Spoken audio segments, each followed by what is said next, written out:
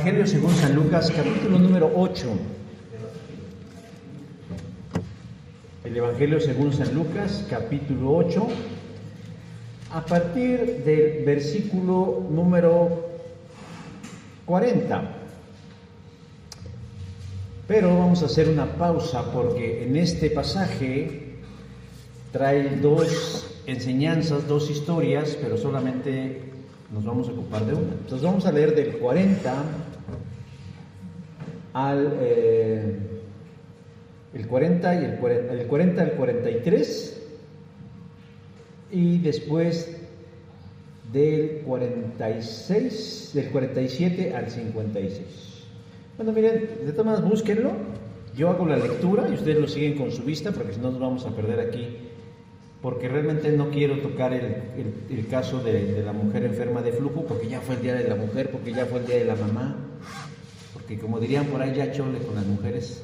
Entonces hoy nos toca a nosotros los hombres. Entonces busquen Lucas capítulo 8 a partir del versículo 40 al 56. Yo lo voy a leer, yo voy a hacer la lectura, ustedes lo siguen con su vista para que tengamos este momento de apertura en el mensaje del Señor. Lucas capítulo 8 versículos del 40 al 56 y dice así la palabra del Señor. Cuando volvió Jesús, le recibió la multitud con gozo, porque todos lo esperaban. Entonces vino un varón llamado Jairo, que era principal de la sinagoga, y postrándose a los pies de Jesús, le rogaba que entrase a su casa, porque tenía una hija única, como de 12 años, que estaba muriendo, y mientras tanto la multitud lo oprimía. Entonces, cuando aún hablaban, vino uno de la casa del principal de la sinagoga a decirle: tu hija ha muerto, no molestes más al maestro. Oyéndolo pues Jesús le respondió: no temas, cree solamente y serás salva. Entrando en la casa no dejó entrar a nadie consigo, sino a Pedro, a Jacobo y a Juan, y al padre y a la madre de la niña. Y lloraban todos y hacían lamentaciones por ella. Pero él dijo: no lloréis, no está muerta, sino que duerme. Y se burlaban de él, sabiendo que estaba muerta, mas él, tomándole de la mano, clamó diciéndote: muchacha, levántate. Y entonces su espíritu volvió, e inmediatamente se levantó, y él mandó a que se le diese de comer. Y sus padres estaban atónitos, pero Jesús les mandó que a nadie dijesen lo que había sucedido. Amén. Tomen sus lugares. Digo, no es que me salto yo a la mujer por una cuestión misógina, sino porque no tiene que ver con el tema de este día, ¿no?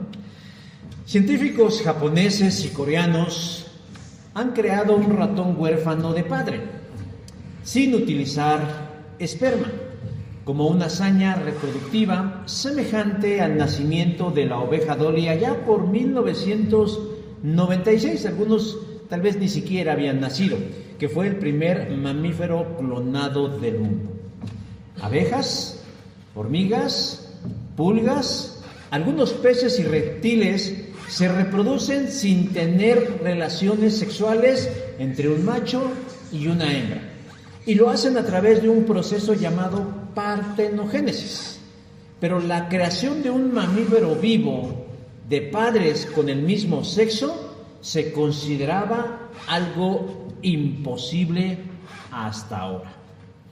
El nacimiento de Kaguya, hija de 2 ratones hembras, del que informó a la publicación científica Natura de la Universidad de Agricultura de Tokio, demuestra que puede hoy crearse un mamífero sano, conocido como un partenote, sin la ayuda masculina.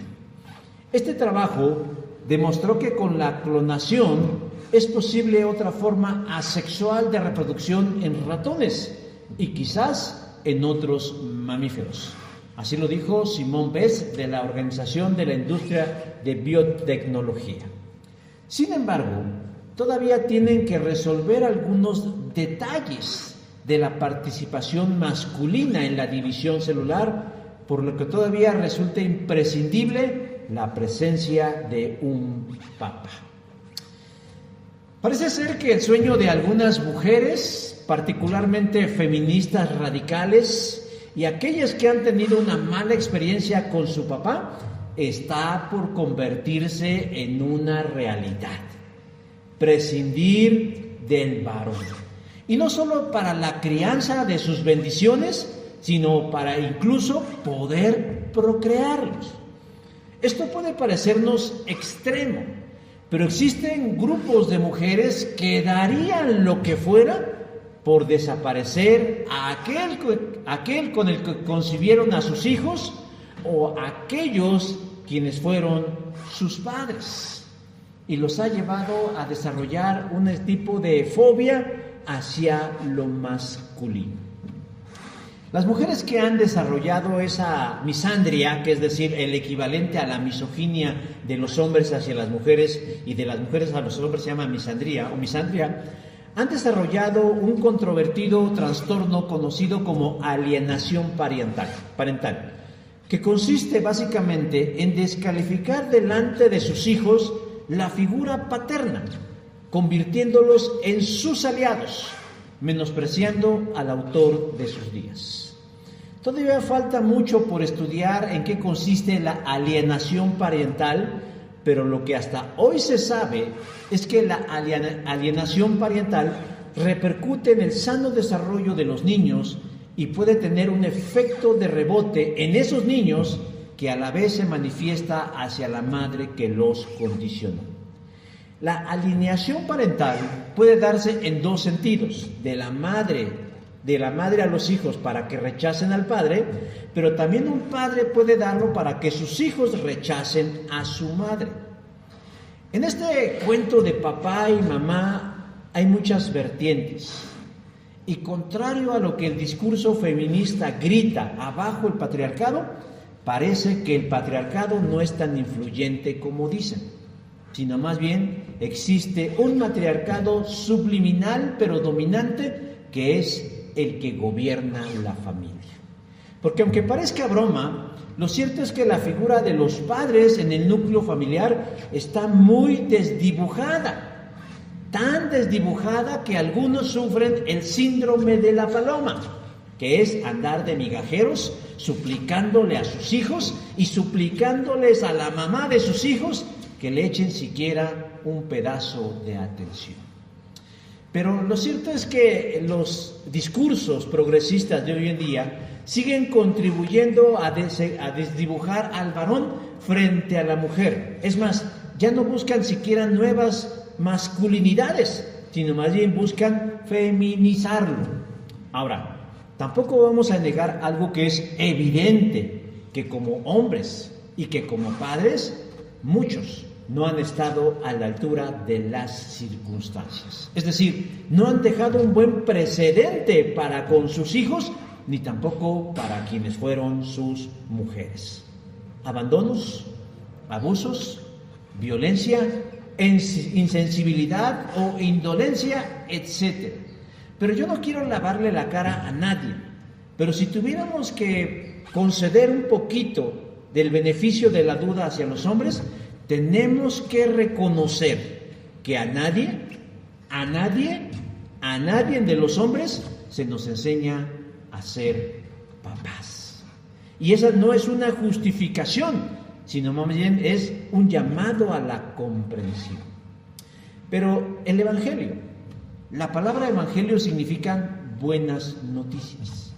Y si las buenas noticias llegan hoy, implican que esas buenas noticias son en este y en todos los aspectos de la vida, de saber que hay buenas oportunidades. Y en el caso de la paternidad, la posibilidad, la probabilidad de poder desarrollar y aprender a ser un buen papá. Jairo, o Jair en hebreo, es un hombre importante en Galilea, y su importancia radica en la función que desempeña en su sociedad, porque nos dice el texto que está a cargo de una sinagoga, un lugar específicamente diseñado para la adoración y el crecimiento espiritual, algo así como el pastor de la iglesia. Él, como muchos hombres, tiene familia, compuesta por su esposa y por una muy querida hija, versículo 42. Sin embargo, como en la mayoría de las tragedias que no avisan y no eligen, la pequeña hija de este matrimonio ha enfermado, de tal gravedad que su vida está en riesgo. Y entonces, Jairo, como el varón fuerte de la casa, debe tomar decisiones que resuelvan la situación. Mucho se dice acerca de que siempre que hay problemas, la mamá está dispuesta a hacer cualquier cosa por sus hijos. Pero lamentablemente no se suele decir lo mismo de un papá. ¿Por qué? Por lo que mencioné hace un rato, porque suelen ser omisos o se quedan paralizados ante los problemas y no saben cómo resolverlos. Pero Jairo hace la diferencia hoy en este día. En el marco del Día del Padre 2025, donde descubriremos 3 acciones que un hombre de fe es capaz de hacer por sus hijos. 3 cosas que todo padre de familia cristiana debe saber hacer en pro del bienestar de sus hijos. Pero ¿cuáles son estas 3 cosas? El texto nos los dice inmediatamente. La primera de ellas: un padre es capaz por sus hijos de buscar la presencia de Dios. Verso 41 dice: entonces vino un varón llamado Jairo. Luego de una fructífera jornada espiritual, Jesús regresa a Galilea, donde liberó a un hombre poseído por demonios. Lucas 8, 26 y 27. Cuando llega a Galilea, es recibido efusivamente por una gran multitud que al mirarlo se pone felices de contento porque lo esperaban con ansia. Versículo 40. Y en medio de la multitud, en medio de esa gran cantidad de personas abriéndose paso, llega delante de Jesús un hombre llamado Jairo. ¿Quién es Jairo? ¿Quién es este varón? Es alguien importante, porque el texto no lo dice. Principal de la sinagoga, verso 41. Ya casi todos sabemos que es una sinagoga. Es un punto de encuentro o de reunión donde los judíos leían el Tanaj, que es el equivalente al Antiguo Testamento de las escrituras cristianas. Pero además donde cantan, donde oran y donde tienen compañerismo. Y de acuerdo a los expertos, nos dice que la sinagoga es como el ancestro de la iglesia cristiana en su organización. Luego entonces, ¿qué implicaba que Jairo fuera un principal de la sinagoga? Era el líder, quien organiza, quien supervisa, quien cuida, quien vigila. Como dije hace un rato, es el equivalente al pastor, al obispo, al anciano o al presbítero de una congregación. Todos estos son sinónimos. Y aunque el texto no nos da muchos datos, nosotros podemos inferir ciertos aspectos para tener más información sobre Jairo o Jair. Ser principal o líder de la sinagoga significaba una vida de esfuerzo, de trabajo y de sacrificio. Era una meta alcanzada, porque muy seguramente Jairo llegó siendo un jovencito, un neófito e imberbe jovencito, y trabajó muchos años, esforzándose mucho, y se sacrificó de muchas cosas para llegar a estar donde está, a ser el líder de una sinagoga en Galilea. Y en ese sacrificio que Jairo tuvo que hacer, él tuvo que abstenerse de pasar tiempo con su familia, la cual estaba compuesta por su esposa y por su única hija, verso 42.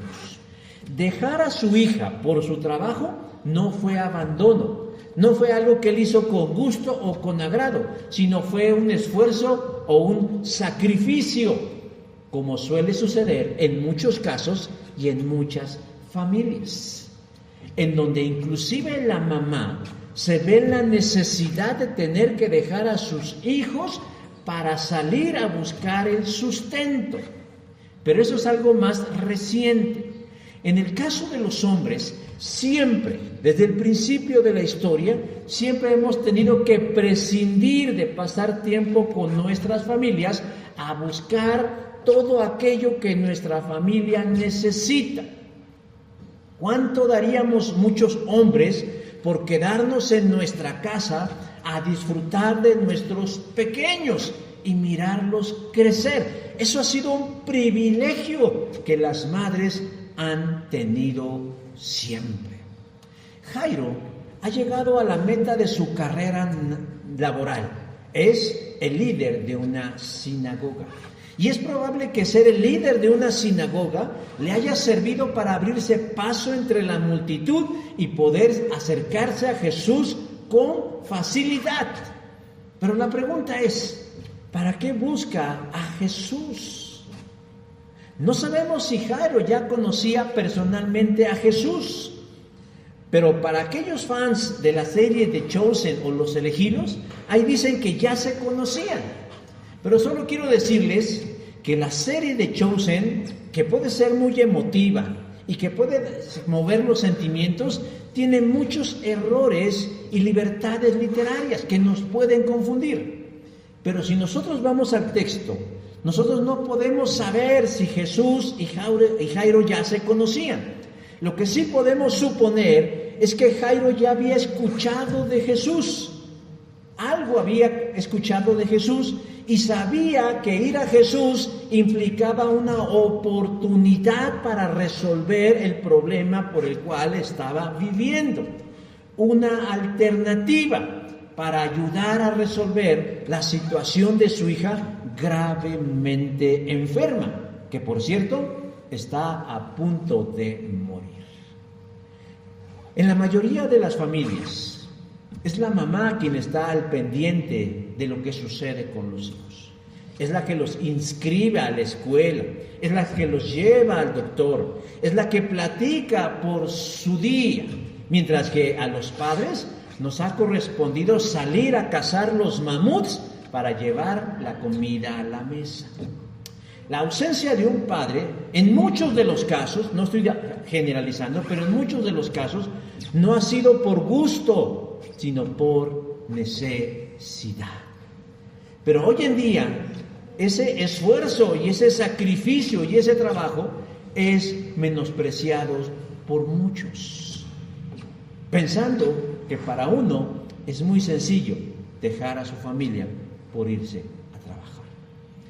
¿Qué significó para Jairo dejar su trabajo en ese momento para ir a buscar a Jesús? Un duro golpe a su ego y a su hombría. Porque tenemos que admitir que tradicionalmente hemos sido criados con la idea de que somos fuertes, firmes y seguros, y que damos la seguridad a nuestras familias. Y yo quiero decirle hoy a todos, hombres y mujeres, que no hay nada de malo en pensar así, que los hombres somos fuertes, firmes y seguros. Y ya no digamos guapos, sexys y emocionantes. Pero bueno, eso ya es el refil para las mujeres.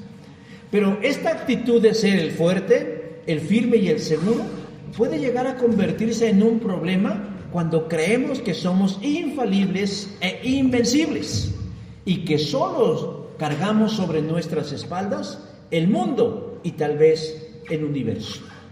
Jairo es un hombre importante y su fortaleza de carácter lo llevó hasta donde está. Y yo creo que él ya había intentado algunas otras opciones para sanar a su hija, que evidentemente no funcionaron. Y digo evidentemente porque de lo contrario no hubiera volteado su mirada hacia Jesús. Hacia Jesús. Y es un duro golpe al ego de Jairo, porque muy seguramente al ser el líder de una sinagoga, tenía ideas preconcebidas y prejuicios hacia Cristo, hacia Jesús, como el Cristo o el Mesías.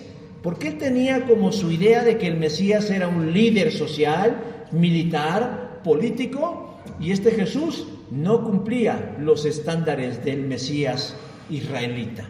Así que Jairo tiene que hacer de lado su posición, tiene que hacer de lado sus títulos y sus prejuicios, su fortaleza masculina y rendirse ante la idea de ir a buscar a Jesús.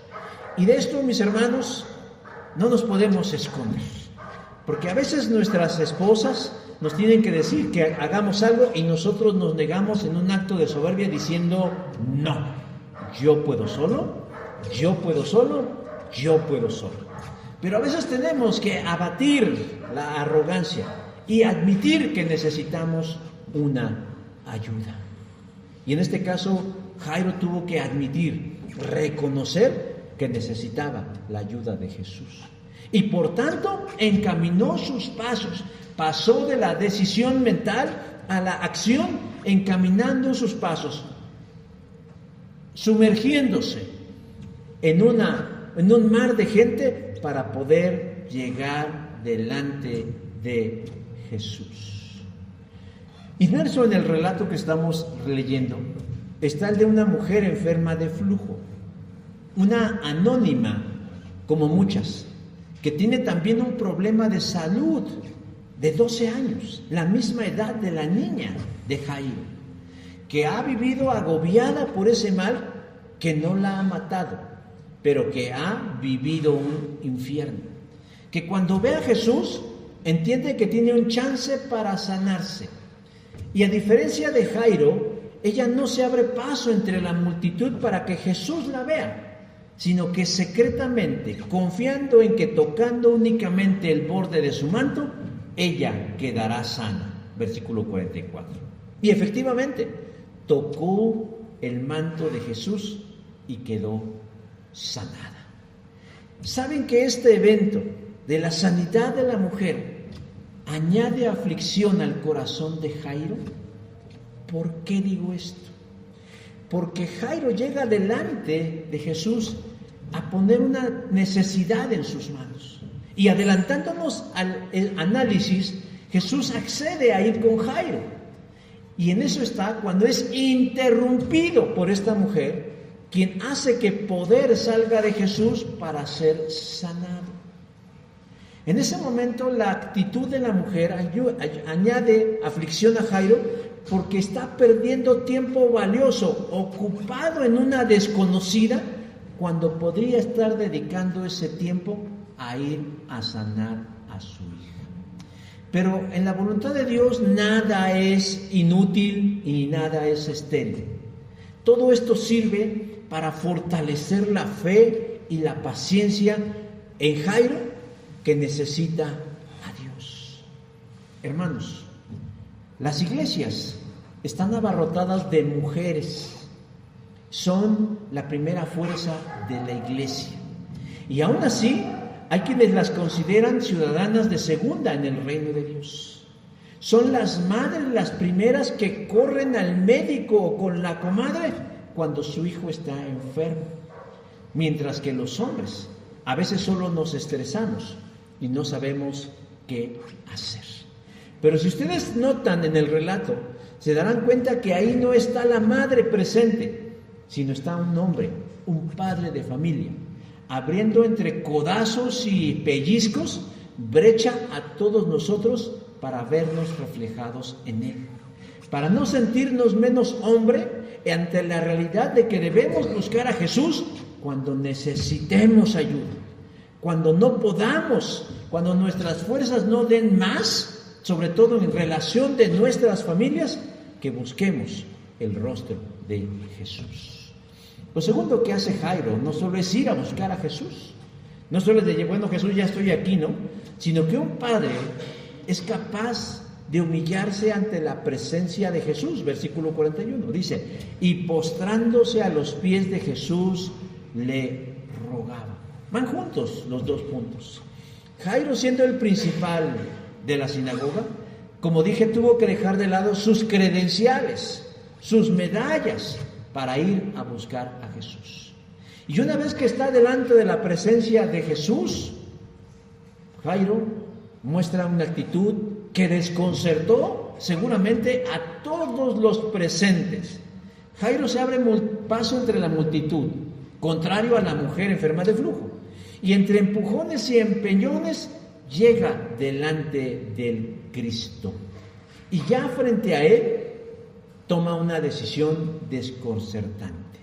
Un hombre de su porte, de su edad, de su fortaleza, de su envergadura, se arrodilla delante de Jesús. Ahora, así como nosotros lo leemos, podemos pensar muchas cosas. La primera de ellas es que lo hizo como, pues sí, tengo una necesidad y mira, me arrodillo, no hay ninguna bronca, ayúdame, ¿no? Así, suavecito, suavecito. Pero la segunda cosa que podríamos pensar es que seguramente este hombre le está ofreciendo algún tipo de adoración porque reconoce que es el Cristo. Pero no son ninguna de las dos cosas. Jairo no se arrodilló ofreciéndole adoración a Jesús, porque no sabe si Jesús va a ayudarle. Aunque ha escuchado que hace milagros, él no tiene certeza de que va a ayudarle. No le está ofreciendo proscuneo, adoración. Pero tampoco le está solicitando de manera amable y suave que lo ayude. Lucas dice que se postró. Pero la palabra que Lucas utilizó para traducir después postró es pipto. Y pipto significa que Jairo simple y llanamente se dejó caer en el piso con toda la fuerza que la gravedad puede ejercer sobre él. Está frente a Jesús y como resultado de la desesperación, de la impotencia del problema que tiene en casa, su hija muriéndose, desgastado emocional y físicamente porque no haya la salida, él se deja caer a los pies de Jesús. Yo creo que cuando la enfermedad comenzó a manifestarse en la pequeña, como sucede en muchos de los casos, la minimizaron, dijeron, con un té se te quita. Ándale, vete a echar un sueñito y ahorita te vas a sentir mejor. Pero parece ser, mis hermanos, que no solamente ellos piensan así, sino uno también. Cuando uno se empieza a sentir medio enfermo, dolor de cabeza, como alguna inflamación, como algo que nos hace sentir fuera de nuestro estado natural, decimos, no me siento tan mal. No siento que me atraviesa como un cuchillo entre el ombligo y la espalda, pero no me siento tan mal. Ya pasará pronto. Tráeme un té, tráeme una agüita milagrosa y me voy a sentir mejor. Oye, vamos al médico. No hay que darle tanta importancia. Con un sueñito que yo me eche, mira, se me pasa. Pero saben, a veces detrás de esa negativa hay miedo de saber que podemos tener algo grave. Hace algunos años yo acompañaba a mis padres a sus citas médicas con su cardiólogo.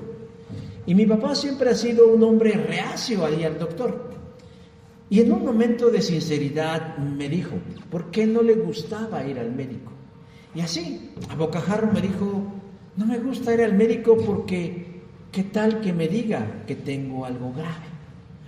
Hermanos, pues para eso va uno al doctor.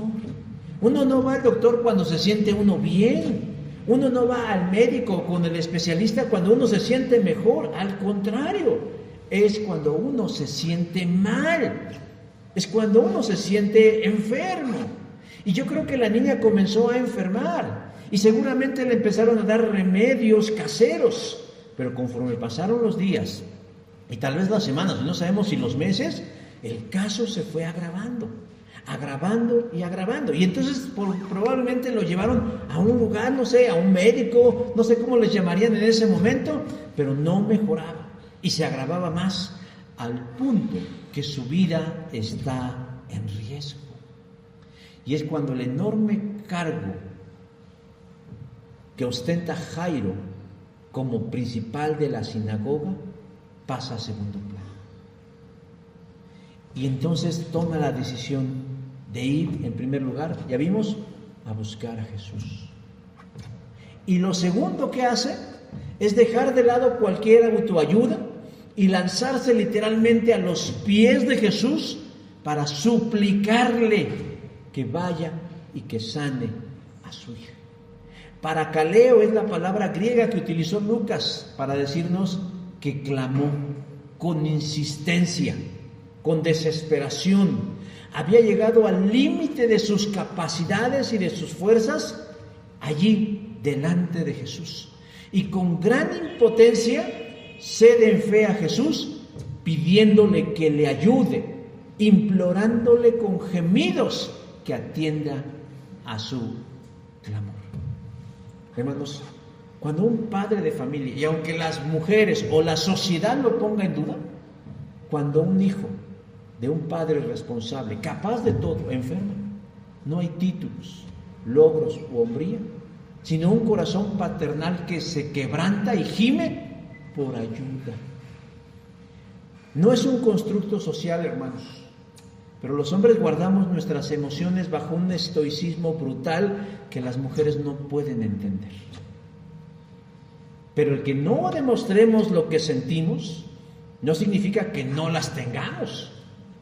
Hace un rato mi esposa hablaba un poco acerca de esto. ¿Saben ustedes que biológicamente nosotros estamos diseñados para vivir poco tiempo? Así que disfrútenos,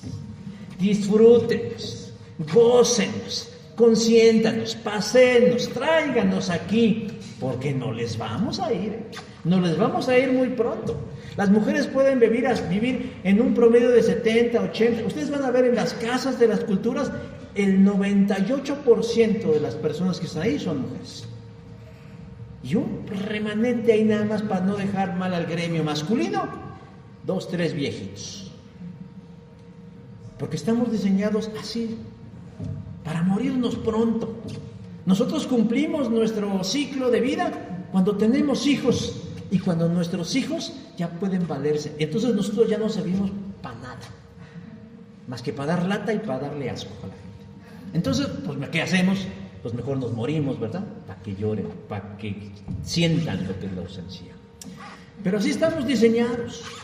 Pero aún con todo esto, mis hermanas, tenemos corazón. Tenemos corazón. Y cuando un hijo, un ser que amamos, está enfermo o está pasando por un momento difícil, también se quebranta nuestro corazón. Yo no sé qué tan frecuente sea, pero yo conozco el caso de 2 hombres que por malos matrimonios sus exparejas les quitaron el derecho de poder ver a sus hijos. Y yo fui testigo del dolor y de las lágrimas que eso a ellos les causaba. Yo tengo el privilegio y el honor de ver a mis hijas todos los días, pero podían haber visto la amargura con la que estos 2 varones lloraban porque no podían ver a sus hijos. Y estaban dispuestos a mucho con tal de que sus exparejas los dejaran siquiera verlos. Dispuestos incluso a humillarse delante de ellas. Solo que yo les voy a dar un consejo.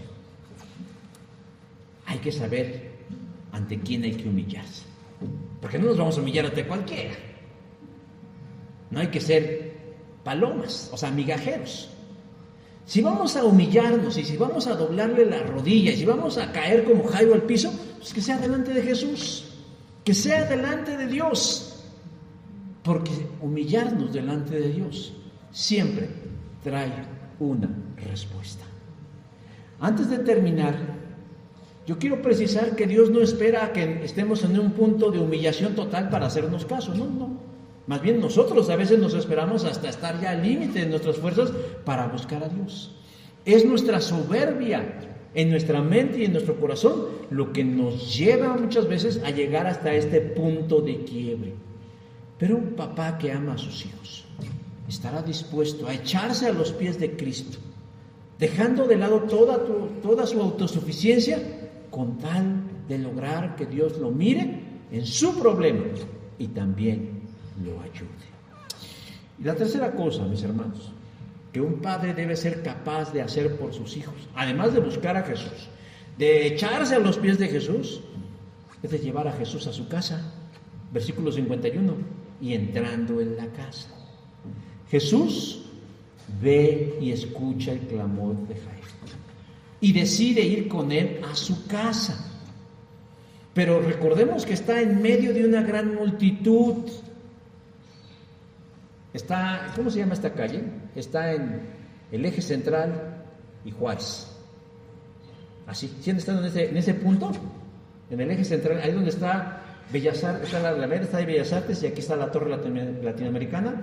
Sí han estado ahí, no me vengan a decir que no. Ahí en ese semáforo que de pronto viene la gente de allá y vamos la gente de acá y nos perdemos, así estaba Jesús. Bueno, más. Jesús se tiene que mover entre la multitud que lo apretuja, versículo 42. Ya dijimos que cuando en eso están, rumbo a la casa de Jairo, sigilosamente, inmersa entre las personas, una mujer enferma de flujo toca el manto del Señor Jesús y como resultado de fe queda sanada. Versículos 43 al 44. Jesús se detiene, nota que poder ha salido de él y se distrae por averiguar quién es el que la ha tocado. Versículo 45. La mujer sale de entre las sombras del anonimato y Jesús la reconoce diciendo: hija mía, tu fe te ha salvado. Versículo 48. Ahora, la palabra salvado, sozo en griego, no es solamente salvado en un sentido espiritual, sino sanado físicamente. Entonces, otra forma de entenderlo es decir: hija, tu fe te ha sanado. En eso está cuando uno de la casa de Jairo, es decir, un siervo, llega y le dice: ya no es necesario que molestes al maestro. Versículo 49. ¿Por qué? Pues porque tu hija ya murió. ¿Se pueden ustedes imaginar? Yo creo que sí, porque, bueno, salvo algunas excepciones, pero creo que todos hemos recibido la llamada terrible de saber que un ser amado ha muerto. Un padre, una madre, un hermano, un amigo, alguien. O sea que sí podemos identificarnos con Jairo cuando de pronto le llega a su mente y a su corazón la idea de que su hija ha muerto.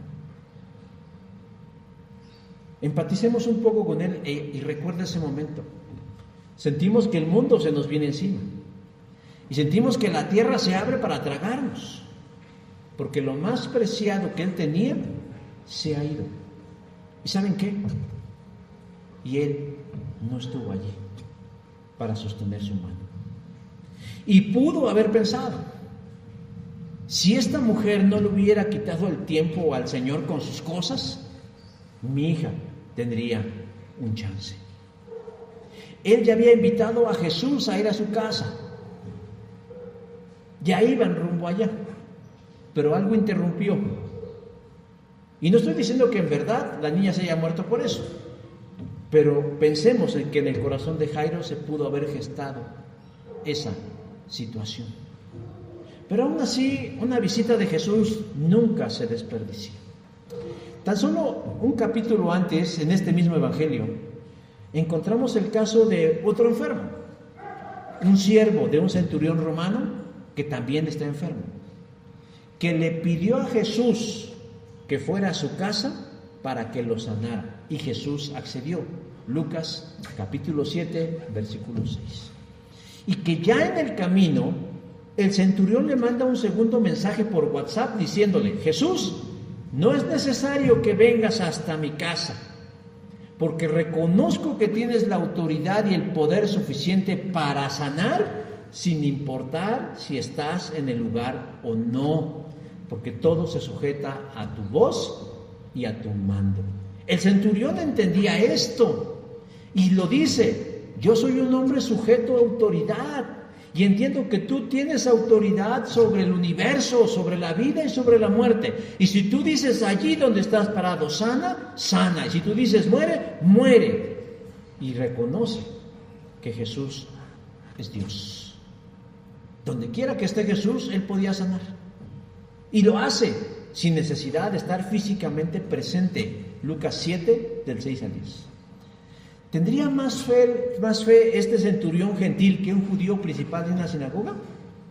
Pues parece que sí, porque Jairo sí quiere que vaya a su casa, pero tenemos que entender que son propósitos distintos. Jairo, al escuchar que su hija ha muerto, pudo pensar que ya no tiene sentido que Jesús vaya a su casa, porque es ahora, su hija ya murió. Y lamenta no haber estado allí y no haber llegado con Jesús antes. Así sentimos. Cuando algo así sucede en nuestras vidas, así sentimos. Pude haber hecho esto. Si me hubiera levantado más temprano, si la hubiera llevado, si hubiera gastado, si esto y aquello, los sentimientos de culpa nos atormentan. Pero misteriosos son los caminos del Señor. Porque aun cuando ya todo terminó, Jesús con su actitud le dice: no, lo mejor está por comenzar.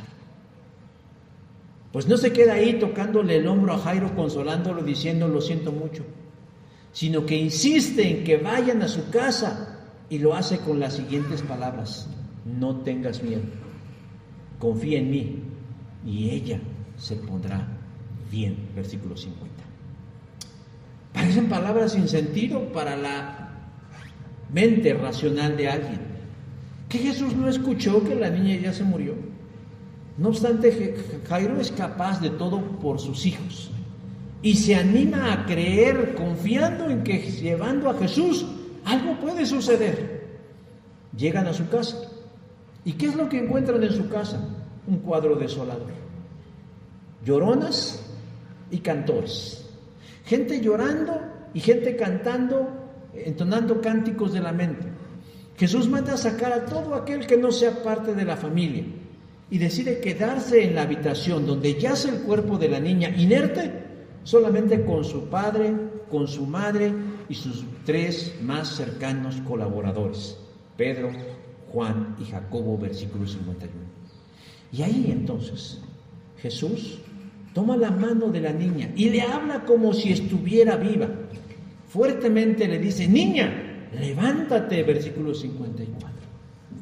Ahora, esta historia la encontramos en el Evangelio de Lucas, en el Evangelio de Mateo y en el Evangelio de Marcos. Y es Marcos el único de los 3 que registra a Jesús hablando en su idioma natal, el arameo, diciéndole a la niña: Talita cumi, que significa pequeña, levántate. Marcos capítulo 5, versículo 41. Ahora, lo digo porque me imagino el tono pastoral y tierno de Jesús con el que se dirige a la pequeña. No es de niña, levántate, o muchacha, como dice aquí. No, porque talita es una traducción del arameo al griego de la palabra talitza, que en arameo significa ovejita. De tal manera que Jesús se acercó a la niña, sí le habló con firmeza, le tomó de su mano y le dijo: ovejita. Con toda la ternura que Jesús era capaz, le dijo: ovejita, levántate. Y como Jesús tiene poder y autoridad sobre la vida y la muerte, dice versículo 55, ella volvió a la vida. Me encanta cómo lo dice Reina Valera en el versículo cuando dice: entonces su espíritu, ¿quién? El de la niña, regresó, volvió al cuerpo inerte de esa niña. La muerte quedó nuevamente vencida. Y entonces la niña se levantó. Hace un rato dije, tratemos de imaginarnos la abrumadora noticia en la mente y el corazón de Jairo cuando le dicen: tu hija está muerta. Ahora tratemos de imaginar el azoro y la sorpresa de los padres al mirar, al percibir con sus sentidos que su hija ha vuelto a vivir. Y no es una simple sorpresa decir: está viva. No, estaban atónitos. Existemi es la palabra que utiliza Lucas para decir que se pusieron fuera de sí. Estaban como locos. La cabeza les iba a explotar porque fue realmente loco lo que acaban de mirar. Y yo creo que a cualquiera de nosotros, por más estoico que pudiéramos ser, yo creo que si vemos algo de esta naturaleza, igual diríamos: ¿qué estoy? No lo puedo creer. Miren, yo creo en un Dios poderoso y sobrenatural. Pero tenemos que reconocer que a veces estamos tan inmersos en una cotidianidad de cosas y a veces abrumados con tanta tecnología que a veces nos cuesta trabajo creer en cosas sobrenaturales. Yo al menos sí he tenido situaciones que no puedo explicar, pero a lo que me quiero referir es que muchas veces mis ojos, así estos que se han de comer los gusanos y que a veces no ven bien, a veces no han visto entes espirituales. A lo mejor algunos de ustedes sí, ¿verdad? Yo no. Bueno, no, pero sí. A muchos les he platicado de un encuentro, yo me diría diabólico o perverso, de ver un ser espiritual volar, brilloso, brillante, mirarlo con estos ojos, o sea, no imaginarlos con la mente, no percibirlo con el discernimiento, no, mirarlo así con los ojos y verlo bailar, y verlo moverse, y verlo reír, y verlo flotar. Yo nunca había visto eso, y mis ojos lo vieron. Pero lo que yo quiero llegar no es la experiencia ni ese ente espiritual maligno que vi, sino el cómo reaccionamos. De veras que nuestra cabeza no lo alcanza a comprender, nos quedamos, ¿qué es? Lo soñé. Si no fuera porque mi esposa estaba al lado y ella también lo vio. Y le dije, ¿estás viendo lo que yo veo? No lo que vimos, lo que estamos viendo, porque los dos lo veíamos. Y me dice, sí, está bailando, se está moviendo. Y nos quería perjudicar. Pero bueno, ese es otro punto. El punto es, cuando tenemos, hermanos, experiencias de naturaleza sobrenatural, nos ponemos, como dice Lucas, existemis, fuera de sí. Pero en este sentido, para algo positivo, porque su hija acaba de regresar de la muerte. Y entonces Jairo se da cuenta de que valió la pena el haber sido capaz de todo, el haber sido capaz de ir a buscar a Jesús, el haber sido capaz de tirarse a los pies de Jesús y de haber sido capaz de invitar a Jesús a su casa, aun cuando ya le habían dicho que su hija estaba muerta. De acuerdo con un artículo publicado por la revista Leadership Journal, si el padre de familia es quien se convierte a Cristo, existe un 93% de probabilidad que el resto de la familia lo siga, en comparación de si es la madre, con solo un 17%, o de si es un hijo, con el 3.5%. ¿Qué nos dice este trabajo, hermanos? Nos demuestra el impacto de la conversión y la consagración de un padre de familia, que como Jairo sea capaz de llevar a Jesús a su casa y en esa visita transformarlo todo. Por eso, nosotros como creyentes, varones, padres de familia, debemos invitar a Jesús a nuestra casa. Un papá de nacionalidad china le compró 2 docenas de muñecas Barbies a la chillona de su hija para que se callara. O sea, 24 muñequitas. La esposa, al enterarse, montó en cólera al saber que por la desesperación de su marido y consolar a su hija, se había gastado la friolera cantidad de 5,000 yuan, que equivale más o menos a unos 13,200 pesos mexicanos. La compra de estas 24 muñecas terminó por tranquilizar a la pequeña. ¿Qué no haría uno por los hijos? Ahora, lo que le resta al papá, pues es tratar de contentar a su mujer, porque se gastó, yo creo que media quincena. Hermanos, un papá debe ser capaz de hacer mucho por sus hijos, mucho por sus hijos. Pero lo mejor que uno como papá puede hacer por sus hijos es seguir el ejemplo de Jairo, buscar a Jesús. Cuando tengamos conflictos y problemas, o también cuando estemos en plena paz, busquemos a Jesús. Arrodillémonos delante de su presencia. No tengamos miedo de decirle: Jesús, te necesito. Pero además de invitarlo a que gobierne en nuestra casa y en nuestra familia. Y entonces la realidad de muchos hogares que están como perros y gatos cambiará totalmente. Y si es cierto lo que dice este estudio, de que el 93% de probabilidad de que un hombre se convierta a Cristo es la de que la familia también, entonces hagamos uso de ese gran poder. Yo quiero decirles a mis hermanos que tengan un feliz día de papá. Amén. Vamos a cerrar nuestros ojos y vamos a orar. Señor Dios, en esta hora te damos muchas gracias por la oportunidad que nos das de poder acercarnos al trono de nuestro Padre Celestial.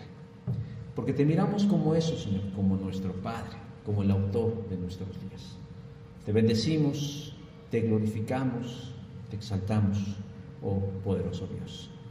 Y también queremos agradecer en esta hora, Señor, por la vida de nuestros padres, por la vida de los padres. Agradecerte porque cumplen, Señor, en tu plan y en tu diseño una función muy especial. Pero más que especial, fundamental, que lamentablemente ha sido corrompida por el pecado, ha sido corrompida, Señor, por el mal y se ejerce de manera imperfecta. Perdónanos si no hemos estado, Señor, a la altura de ese llamado de ser papás.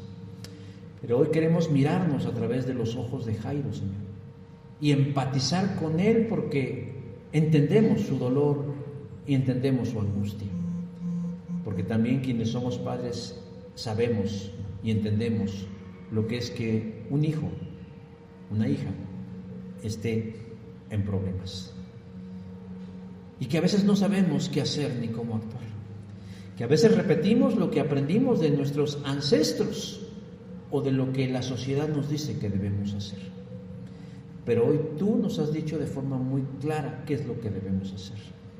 En primer lugar, buscarte a ti, con todo nuestro corazón, con toda la sinceridad de la que seamos capaces, que busquemos, Señor, tu presencia. Y una vez estando, Señor, delante de ti, que no nos importe tanto nuestra varonilidad ni nuestra hombría, y podamos dejarnos caer en un acto de reconocimiento, de decirte, tú sí puedes hacer lo que yo no puedo. Ayúdanos y clamar y suplicar, Señor, que intervengas en nuestras vidas. Y qué mejor, Señor, que haciéndolo, llevándote con nosotros en todos los momentos y lugares de la vida, principalmente, Señor, en nuestro hogar, en nuestra casa, con los nuestros, para colocarte a ti, Señor, como quien gobierna y como quien domina, y que a través de tus principios, de tus valores, de tu enseñanza, de tu persona, empecemos a dejar que gobiernes nuestras vidas. No es fácil y no es sencillo, pero ayúdanos, Señor, en esta hora. Te doy gracias por la vida de mis hermanos que son papás. Bendícelos, guarda. Te doy gracias por la vida de mi padre, Señor, porque todavía está conmigo. Y te pido, Señor, por todos los padres, para que todos, Señor, podamos llegar algún día a ser como lo fue Jairo, un papá capaz de todo. Bendito seas y alabado seas por Cristo Jesús, nuestro Señor. Amén. Y hoy el